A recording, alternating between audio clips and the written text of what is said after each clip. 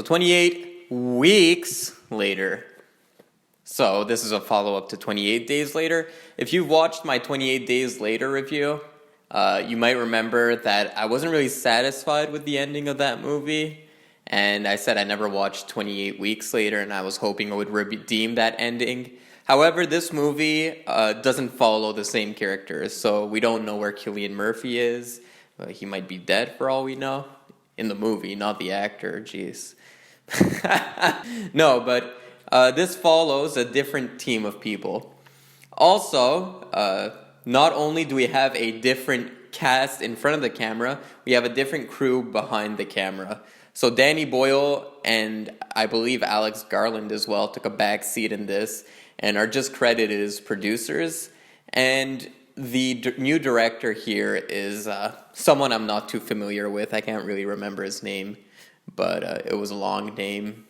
But yeah, so he takes the helm from Danny Boyle. So Danny Boyle took the back seat on this. So we pick up after 28 days later.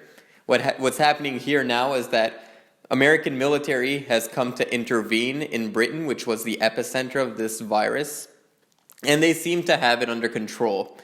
And this movie follows Bigsby from Trainspotting. Oi, Bigsby! That's a horrible impression. But this movie follows Bigsby as he reunites with his children, and he's trying to get over the fact that he feels partially responsible for his wife's death. Only to find out that there might be chance that his wife is still alive.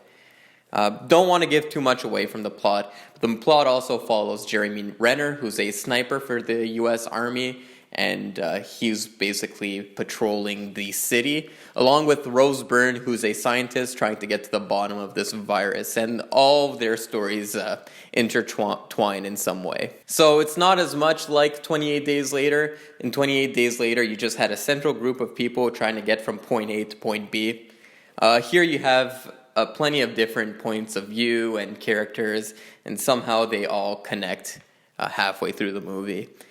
And just like 28 Days Later, I like the spin this movie takes. But overall, did I like this movie? I did enjoy this movie. It does a lot better than 28 Days Later. However, there's a little something missing here. And I think that little something missing is that charisma that the original cast brought. I liked the main lead in 28 Days Later, Cillian Murphy. I thought not Donald Gleason, the father, Brendan Gleeson, had a real heart of gold, and his character was very charismatic, and you wanted to see his father-daughter relationship. And the love interest in that movie was very strong, very cool as well. Main problem I have in this movie is the cast. I didn't think they were quite as compelling, minus Bigsby. I keep calling him Bigsby. Robert Carlyle. Let's start with the positives I had with this movie. I had a problem with the cinematography in the original movie. I thought there was way too much shaky cam, and I was wondering if it was a result of a directorial choice or if that was a result of a stylistic choice, a budget limitation. I can say that it was a budget limitation, or it could have been a stylistic choice that the new director decided to scrap from Danny Boyle. There is still some shaky cam in this, but you can definitely tell what's going on as opposed to 28 Days Later. So I thought that was more fitting. The cinematography overall is very slick. You kind of lose that documentary feel that the 28 Days Later movie was going for. This one you get more large landscapes, you get a view of the city. What this movie does really well. The scares are extremely frightening in this. And I'm going to be honest with you. As much as I am a fan of these zombie movies, none of them really managed to scare me. This is the first movie in this Zombie-thon that had scenes where I was like, holy shit, and I was terrified. And I don't even get scared often in movies, but I don't know, maybe it's because we have the coronavirus going on outside and I'm thinking like what this virus could have been. Particularly, there's this scene where everyone's isolated in the basement of a building, and one zombie manages to get into the quarantine zone, and everyone's packed together like sardines, and they're trying to run away from this zombie, and it's fucking terrifying. Like, you hear people screaming, people are fucking throwing each other, the zombie trying to get away, they're like banging on the door, but they're locked in.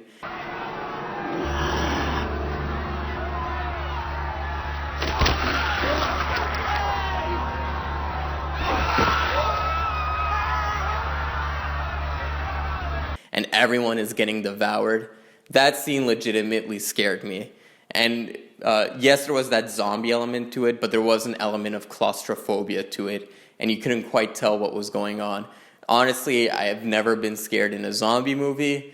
That scene particularly scared me in a wrong way. And a lot of what this movie does is very scary. Like, spoilers ahead, but halfway through the movie, the general, who's played by Idris Elba, decides, yeah, we got to do a code red, we got to nuke the city, it's the only way to get rid of this virus, and these characters start trying to escape the city. So just like 28 Days Later took a sharp left when they arrive in the military base, and it becomes a prison escape film, this movie does the same thing. It's a zombie apocalypse film, but halfway through the movie, it becomes like a fucking escape film.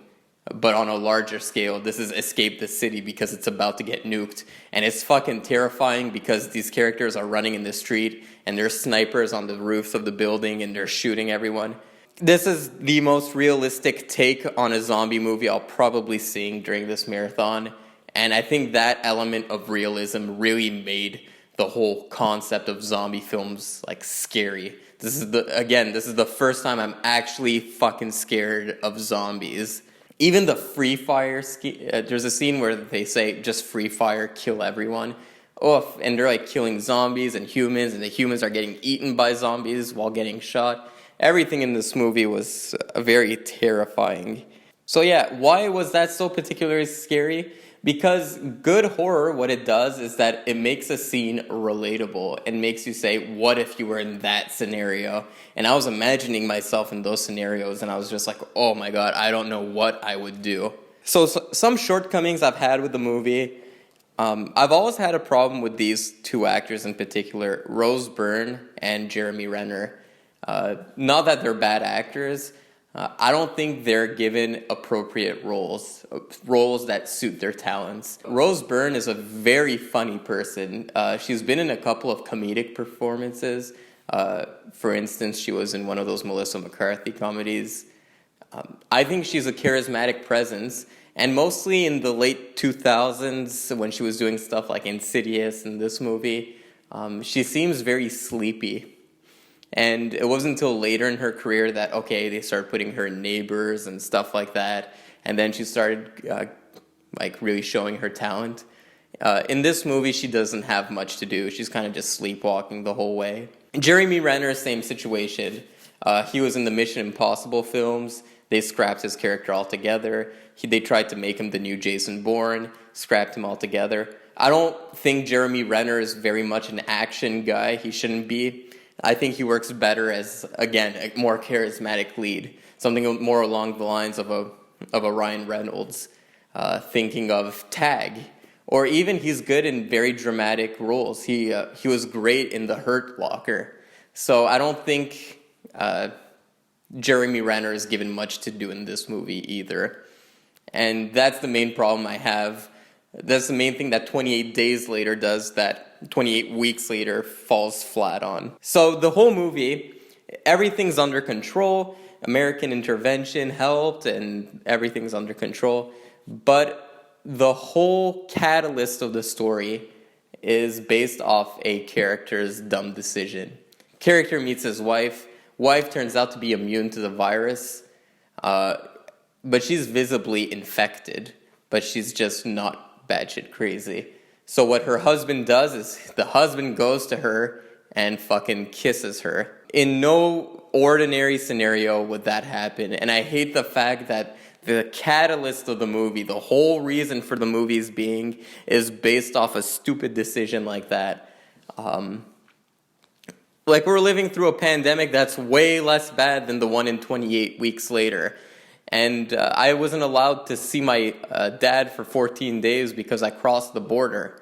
Not even because I was exposed to people. And this girl is obviously exposed to the virus, and this guy is fucking kissing her with a spit line and everything. A Hollywood kiss. That kind of frustrated me. And I'm not one to dissect the plots in movies and be like, whoa, plot hole, whoa, dumb decision. But that one was a bit much even for me. Yeah. So, but on that note, I think Robert Carlyle was the best part of this movie. They kind of off him halfway through when they decide to do that sharp left halfway through the story.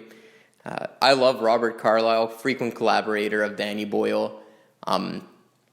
Underrated actor in my opinion. He's fucking Bigsby. But he was also John Lennon in that Yesterday movie, which was pretty good. He was good. I wasn't a fan of the movie, but he was a pretty convincing John Lennon. Holy shit.